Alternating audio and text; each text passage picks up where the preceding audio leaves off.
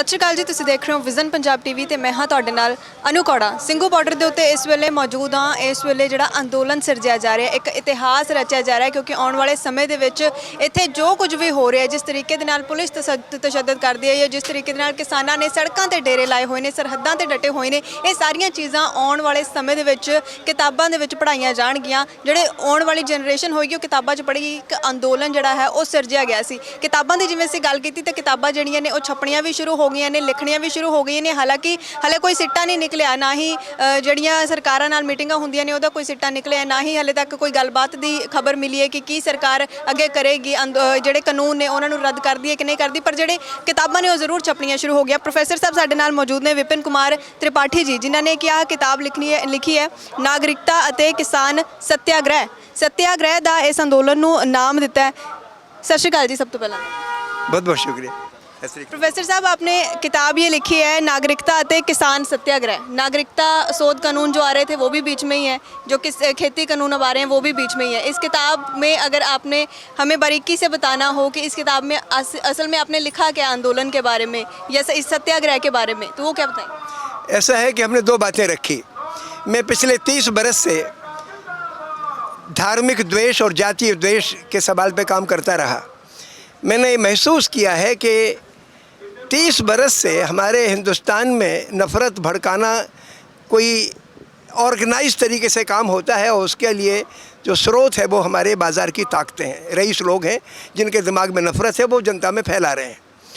तो दो काम करते हैं। जब मैंने मंडी में जाके देखा, अपना मेरे पिताजी गुजर गए थे 15 बरस पहले, तो मैं गेहूँ बेचने के लिए चला गया। सरकार ने रेट मान लो 16 रुपये का MSP डिक्लेयर किया, मंडी में बिकता था 13 रुपये किलो, क्योंकि सरकार ख़रीदती नहीं थी। उन्होंने कहा हम 2 महीने बाद ख़रीदेंगे, हमारे पास तो उसको स्टोर करने की जगह नहीं थी, तो हमने बेचा। तो मैं तो चलो चूँकि मुझे पेंशन मिलती है मैं सह गया, लेकिन हमारे गांव का किसान बर्बाद हो गया। तो ये मेरे दिमाग में हमेशा था कि ये मंडी वाले, ना केवल वो व्यापारी पुल की ऊँचे उनके ऊपर का सारा उच्च वर्ग, एक तो हिंदुस्तान के आदमी की कठोर मेहनत की कमाई अनाज मिट्टी मोल दाम पे ख़रीदता है, उससे रईस बनता है, और उसमें घृणा और पैदा करता है। जात के नाम पे और धर्म के नाम पे, ख़ास तौर से धर्म के नाम पे आजकल घृणा पैदा की जाती है ताकि आदमी आपस में लड़े, इनके ख़िलाफ़ आवाज़ ना उठाए।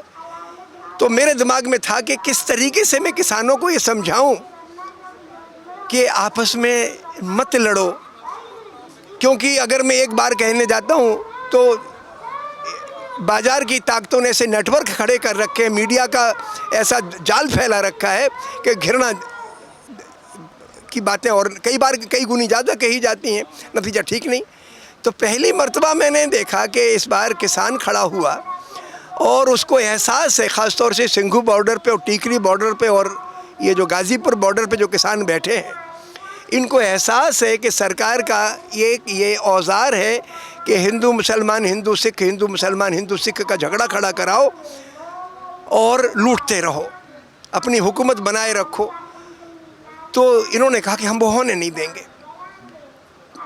बल्कि यहाँ तक हुआ कि उज्जैन एक जगह है मध्य प्रदेश में, वहाँ पर एक मस्जिद को लेके कोई लोग चढ़ गए और उसको कोशिश की गई कि हिंदू मुस्लिम बवाल खड़ा कर दिया जाए। लेकिन ताज्जुब और बड़ी खुशी की बात यह है कि किसान लोगों ने उसको दरकिनार कर दिया, उसको आगे तूल नहीं पकड़ने दिया।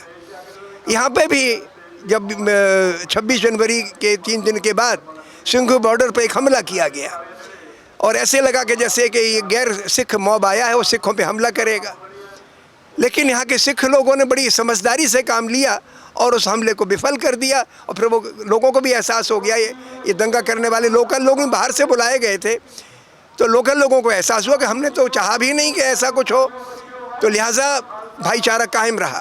तो मैं कहना चाहता हूँ कि ये 100 दिन से जो चलने वाला आंदोलन है, ये किसान आंदोलनों को तो जो कॉरपोरेट वर्ग के हक में बनाए गए हैं उनको तो ख़त्म करने के लिए है ही, लेकिन इसका एक बहुत बड़ा नतीजा ये निकल रहा है कि गाँव में जो नफ़रत घर कर रही थी वो उखड़ रही है और हिंदुस्तान जुड़ रहा है।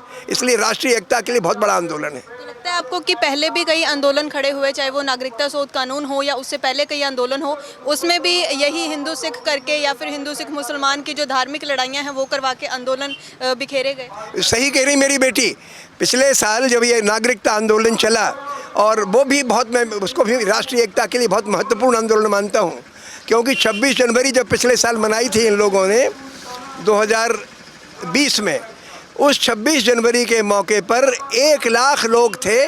जब रोहित वेमुला, एक हैदराबाद के लड़के की माँ, उस लड़के ने अपनी आत्महत्या कर ली थी प्रेशर की वजह से, तो उसकी माँ ने जब झंडा फहराया तो 1 लाख लोग थे, उसमें हिंदू थे, मुसलमान थे, सब थे, और दिन भर में कम से कम 10 लाख लोग आए।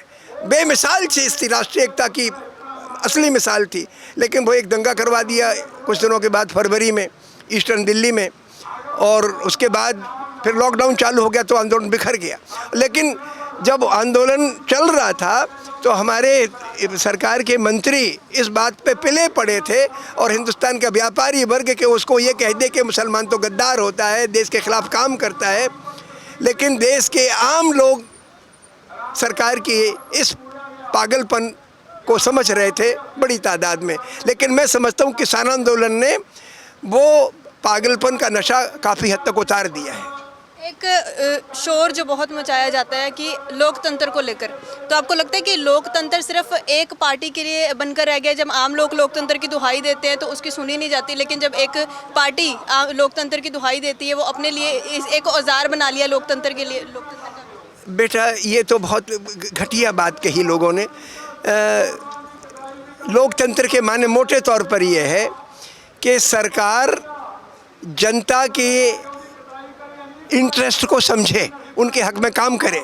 लेकिन हमारी सरकार चुनाव से लेके पूंजीपतियों के पैसे पे चुनाव लड़ती है, पूंजीपतियों के मीडिया से अपना प्रचार करवाती है, लोगों को गुमराह करके वोट हासिल करती है, हर किस्म की धांधली करती है, तब तो चुनी जाती है। मैं समझता हूँ कि ये जो इस प्रकार की सरकार चल रही है, वैसे भी इसको वोट अगर अपन देखो तो जितने वोट पड़ते हैं, 60% वोट पड़ता है, उसका 40% इनको मिलता है, तो 24% का समर्थन हुआ। उसमें भी आधे वोट धांधली वाले वोट होते हैं, धांधली माने लोगों को गुमराह किए गए वोट होते हैं। तो ना के बराबर है ये लोकतंत्र जो है, ये जनता की नुमाइंदगी कर नहीं रही सरकार। आज़ादी के बाद की सरकारों ने तो किया, क्योंकि वो जो लोग निकल के आए थे उस वक़्त पूंजीपतियों के पैसे की वजह से नहीं जीतते थे, क्योंकि उन्होंने जनता में काम किया था, आज़ादी की लड़ाई में हिस्सा लिया था, तो लोगों ने उनको चुना था। तो आज़ादी के मिलने के बाद 20-30 साल तक तो हमारे देश में सही सरकारें आती रहीं, लेकिन धीरे धीरे फिर वो व्यापारी वर्ग का दखल होता चला गया चुनाव प्रक्रिया में। और आज तो हालत ये हो गई है कि व्यापारी वर्ग इस दंगाई संगठन को खड़ा कर बैठा है कि गांव-गांव में 20-20 गुंडे खड़े कर दिए गए हैं जो धार्मिक घृणा फैलाते हैं। बाज़ार की ताकतें मुकम्मल इस सरकार के साथ हैं नफ़रत भड़काने में। तो लिहाजा पिछले 5-7 साल से हालत बहुत ख़राब हो गई है, तो लोकतंत्र खतरे में ही है। किसानी की हालात की अगर बात करें तो वो भी पहले बहुत अच्छे नहीं थे। अगर इन कानूनों से पहले की बात करें तब भी जो किसान थे वो इसी तरीके से खुदकुशियाँ भी कर रहे थे, उनके हालात इसी अगर इकोनॉमिक के तरफ से बात करें तो वो भी अच्छे नहीं थे। तो अभी आपको लगता है कि अगर कानून ये वापस हो भी जाते हैं तो उसके बाद किसान जो हैं वो दोबारा अच्छी उनके हालात जो है हो जाएंगे, क्योंकि हालात तो पहले भी अच्छे नहीं थे? अरे बेटा, तूने बड़ी गंभीर बात कही। 1991 में अपने देश में नई आर्थिक नीति आई। नई आर्थिक नीति आई तो व्यापारियों के लिए बड़े मौके मिल गए कारोबार फैलाने के। बाहर से माल मंगाओ, दलाली करो, बेचो, तो उसके ज़रिए आउटसोर्सिंग का भी सिलसिला चला, तो लोगों को काम मिला। किसानों की हालत नहीं पे गौर नहीं किया गया। नतीजा ये निकला कि 1991 से लेके 1914 तक देश की औसत आमदनी तो 5% से लेकर 8% सालाना दर से बढ़ी, लेकिन किसान की आमदनी 1%, 2% ही बढ़ी, मजदूर की भी। तो इनको इतना फ़ायदा नहीं हुआ इन तबकों को। हालांकि किसान वर्ग के कुछ बच्चे पढ़ लिख के मध्यम वर्ग में शरीक भी हो गए तो उनकी आमदनी थोड़ी बढ़ गई, लेकिन किसान को एज ए कम्युनिटी, सही कह रही बेटी कि तू नुकसान में रहा किसान। लेकिन अब क्या सूरत पैदा हो गई, तो करना क्या था, सरकार ने, पिछली सरकार ने MSP डिक्लेयर किया 23-24 फसलों का। उन्होंने कहा हम खरीदेंगे दो फसलें, लेकिन हम रेट ऐलान कर दिया करेंगे बहुत सारी फसलों का, ताकि बाज़ार उससे कम पे ना ख़रीदे। लेकिन उसको इम्प्लीमेंट नहीं करा सकी। तो करना ये था कि जो 23 फसलों का सरकार MSP डिक्लेयर करती है उनको लागू भी कराए कि बाज़ार में कोई इससे सस्ता ख़रीदेगा नहीं। सरकार ने वो किया नहीं। ये कानून और ले आई कि आप एमएसपी को लागू करा ही नहीं सको। अगर आप एपीएमसी मार्केट को बाईपास करने की एक चैनल प्रोवाइड कर दोगे व्यापारियों को और उनसे कह दोगे कि तुम गांव के आदमियों से खुद ही ठेके पे खेती करा लो, तो जो गांव का बटाईदार है वो बेरोज़गार हो जाएगा और किसान की मंडी में आवाज़ ज़ीरो हो जाएगी। तो ऐसी सूरत तो आपने पैदा कर दी। तो किसान एक तरफ तो आंदोलन कर रहा है कि भाई हम इन कानूनों को रिपील करो, लेकिन बात ठीक है कि उसको इसकी मांग भी साथ में जोड़ रहा है किसान कि एमएसपी को लागू भी करो। और स्वामीनाथन कमेटी की जो रिपोर्ट आई है कि लागत से 1.5 का मूल्य एमएसपी का हो और उसको लागू करो। और इसमें एक बात मैं और जोड़ता हूँ, अभी क्या है कि जैसे आलू है, टमाटर है, प्याज है, ये वो फसलें हैं कि जब मार्केट में आती हैं, जैसे आलू आजकल 8 रुपये किलो बिक रहा है, टमाटर 10-12 रुपये किलो बिक रहा है, प्याज भी सस्ती बिक रही है, लेकिन यही आलू 3 महीने के बाद 40 रुपये किलो बिकेगा, प्याज 60 रुपये किलो बिकेगी, टमाटर 60 रुपये किलो बिकेगा। क्यों? जब किसान के हाथ से चीज़ निकल जाती है, क्योंकि उसके पास में पैसा नहीं है कि अपने माल को रोक के रख सके, फिर उसके पास कोल्ड स्टोरेज नहीं है, उन कच्चे मालों का पक्का बनाने के साधन नहीं है कि टमाटर की सॉस बना के रख सके, आलू के चिप्स बना के रख सके। तो उसकी मांग ये और होनी चाहिए कि हमारे लिए कोल्ड स्टोरेज मुहैया कराए जाएं जहां हम अपना माल रखें, और जब माल रखें तो उसी वक्त हमारे लिए उस वक्त की जो कीमत है वो उतना पैसा का भुगतान कर दिया जाए कर्ज के तौर पे, ताकि जब हम फसल बेचेंगे भाव सुधरने पे तो फिर हम भाग चुका भी देंगे। ये सरकार से उसकी मांग होनी चाहिए। आपका कहना ये है कि सरकार वादे तो बड़े बड़े कर देती है, लेकिन जब सत्ता में आती है जो वादे किए होते हैं उनको इम्प्लीमेंट नहीं कर पाती। कानून बेशक बना देती है लेकिन इम्प्लीमेंट नहीं कर पाती। वादों की अगर हम बात करें तो सरकार ने ये भी वादा किया था, अगर हम नरेंद्र मोदी जी की बात करें तो उन्होंने वादा किया था ना मैं देश बेचूंगा ना मैं देश बिकने दूंगा, लेकिन इस वक्त क्या स्थिति है? वो वादे सुन के वोट डाली थी सबने। बेटा वो तो वादों का मैं क्या कहूँ, ऐसे वादे करने नहीं चाहिए थे उनको, और बहुत ही फेक वादे थे, वो गलत था, ठीक नहीं था। तो लगता है आपको वादे सुन के अब लोग वोट डालेंगे आगे से? अगर डालते हैं तो फिर गलत करते हैं, लोग भी गलत करते हैं, लोगों को इस पर बहकना नहीं चाहिए। आपने इसमें एक झंडे की परिभाषा लिखी है कि झंडे की असल में परिभाषा क्या होती है, वो हम चाहेंगे कि आप अपने दर्शकों को भी जरूर दें। बेटा मेरा कहना तो ये है कि झंडे तो बदलते रहते हैं। एक लड़की थी भीकाजी कामा, उसने ये झंडा जो आजकल तिरंगा झंडा है उसने उसका नक्शा बनाया, गांधी जी को पसंद आया तो उन्होंने कहा कि ये नक्शा होना चाहिए, तो हमारे हिंदुस्तान के आज़ादी की लड़ाई का वो झंडा बना और हमारे देश का झंडा बन गया। इसके पहले लेकिन देश तो पहले से है। देश में क्या चीज़ खास है? देश की रूह है किसान और मजदूर।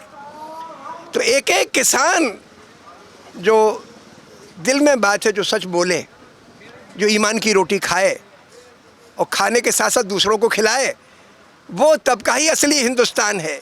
असली हिंदुस्तान, आखिर झंडा हम क्यों रखते हैं? झंडे का हमारा मकसद ये है कि झंडे को देख के हम तसव्वुर करें कि हमारे हिंदुस्तान के अवाम कैसे हैं। तो आप सीधे आदमी को तो देख लो, कभी आके सिंघू बॉर्डर पे किसानों को देखो तो आप, यही तो असली हिंदुस्तान है, यही तो असली रूह है हिंदुस्तान की। तो असली झंडा तो इंसान होता है, ये मेरा कहना है इसमें। एक गज़ल आपकी बहुत मशहूर है जिसमें आप देश के हालातों को भी समझाते हैं, जिसमें आप ये भी बताते हैं कि इस वक्त हालात जो हैं हर एक इंसान के वो क्या बने हुए हैं। वो गज़ल ज़रूर आपसे सुनेंगे क्योंकि चर्चा में बहुत है। अरे बेटा वो गज़ल क्या कहूँ, एक गज़ल मैंने इसमें किताब में लिखी है, पीछे की तरफ वो सुनाता हूँ तुम्हारे लिए। 3 शेर उसके, एक शेर उसमें लड़कियों के लिए है, एक शेर उसमें बहादुर शाह जफ़र जो हमारी 1857 की क्रांति के नेता थे उनके ऊपर, एक गांधी जी के ऊपर है। सुना दूँ? नज़रों के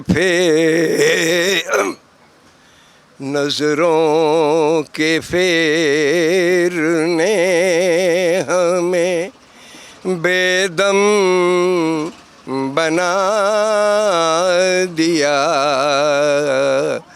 गुलजार था चमन उसे दोज़ख बना दिया, घर से चली थी बेटियां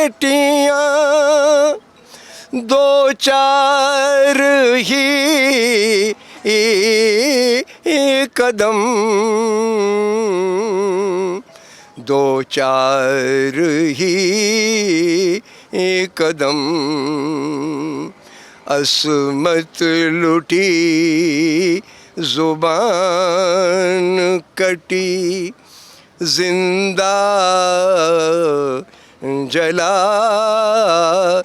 दिया नजरों के फेर ने। हम में था एक शाह ज़फ़र, मुल्क का हबीब, मुल्क का हबीब। रंगून उसको भेज के हमने भुला दिया नजरों के फेर ने। करता था रश्क जिसकी सच्चाई पे आसमां, सच्चाई पे आसमां। चरखे के उस वली को ज़मीं पर सुला दिया नजरों के फेर। बहुत खूब, बहुत खूब, बहुत शुक्रिया जी। अंत में सरकार से क्या मांग करना चाहेंगे, क्योंकि 4 महीने से ऊपर हो चुके हैं अब किसानों को यहाँ बैठे हुए? 110 दिन होने वाले हैं। सरकार फ़ौरन इन तीनों कानूनों को वापस ले। किसी किस्म का घमंड इसमें आड़े नहीं आना चाहिए और किसानों से उन मसलों को जो 30 बरस से किसानों की समस्याएं बनी हुई हैं उन पर चर्चा करें। MSP सब फसलों पे कैसे लागू हो वगैरह वगैरह, ये मेरा कहना है। बहुत सारिया गल्लां ने, बहुत गंभीर ने, जिन्हां ते विचार करना बहुत ज़रूरी है, नाले सरकार नूं भी नाले आम जिहड़ी जनता है उन्हां नूं भी। सो उम्मीद करदे आ कि ये जिहड़ी अज दी साडी गलबात सीगी इहदे विचों दी तुहानूं बहुत सारियां चीज़ां इहो जिहियां मिलियां होणगीਆਂ जिहदे ते तुसीं गंभीरता नाल अगे तो सोचना शुरू करोगे, क्योंकि मसले जिहड़े ने सरकारां दे नाल, सरकारां किस तरीके दे नाल चलदियां ने, सरकार किस तरीके दे नाल वतीरा करदी है, किस तरीके दे नाल अंदोलनां नूं खेरू खेरू कीता जांदा है। क्योंकि ये अंदोलन इहो जिहा सीगा जिहनूं खेतरी मीडिया ने उभारिया ते इत्थे दी हर एक सच्चाई तुहाडे तक साਂਝੀ कीती। इस तो पहलां जिन्ने अंदोलन होए उन्हां दे विच मीडिया का की रोल रहा वो भी सारिया चीज़ां तुसीं हुण समझदे होवोगे, क्योंकि हर एक चीज़ जिहड़ी है, तस्वीर जिहड़ी है इत्थों दी तुहाडे तक साਂਝੀ जरूर कर दिया। कैमरामैन मुकेश दे नाल मैं अनुकड़।